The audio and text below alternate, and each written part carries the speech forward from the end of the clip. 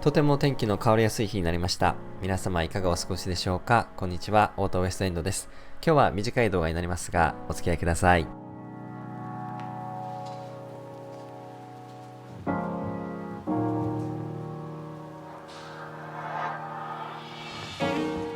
倉庫に BMW X5 のオーバーフェンダーを取りに来ました。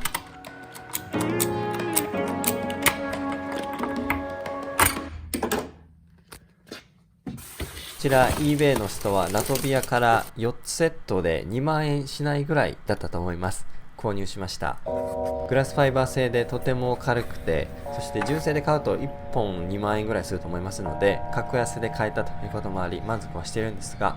一つ不安な点があります。と言いますのは、固定をするときに使うリベットを入れる穴が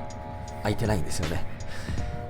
視聴者さんがもうすでに付けられたオーバーフェンダーには穴が開いていてね、問題なく取り付けをされたということでしたが、僕のも穴が開いていて欲しかった。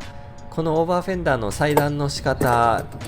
手作業感がすごい出ているので、まず車両に合うかどうかというのが不安なんですが、さらにこのリベットの穴を開け間違えるとさらに合わない可能性が増すということで不安です。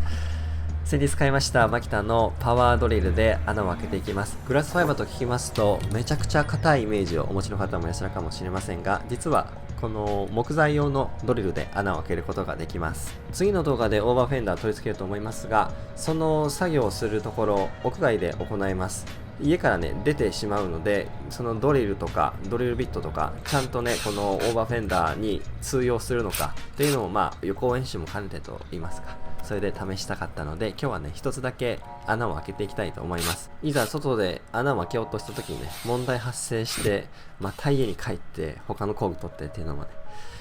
とても辛いので、やっていきたいと思います。このパワーツールはハンマードリル、振動ドリルの機能もありますが、普通のねドリルモードで穴を開けていきます。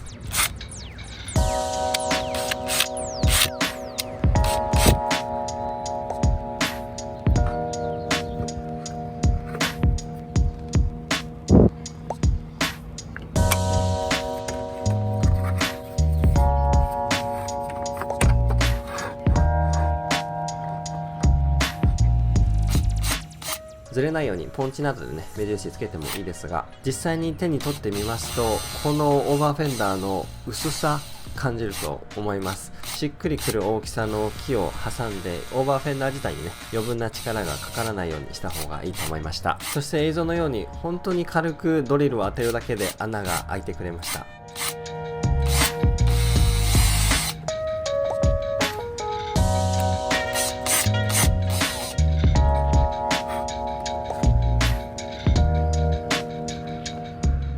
もうど真ん中に開けたので大丈夫だと思うんですが、次の動画でこの穴を開けた位置が合っていたのか検証していきたいと思います。そしてこのリベットのうっすらとしたくぼみ、まだここの部分いい方で、他のところに関してはもうこのくぼみなのか何なのかよくわからない、そんな状態になっています。ですのでそれらを手がかりにして家でね事前に穴を開けるのはもう失敗しか見えてこないので、実際に車両にあてがって車両に開いている穴、そこにめがけて開けていきたいんですが、結局のところこのオーバーフェンダーの上から車両の穴見えないわけなので、ちょっと知恵を出さないと難しそうですね。育てているシラントロ、もうとう立ちが始まって種をつける準備にね入ってしまっているようです。ちょっと育て始める時期遅かったかもしれません。何はともあれ次回の取り付け動画をお楽しみに。今回もありがとうございました。バンクーバーで和を感じる瞬間です。家族でラーメン食べに来ました。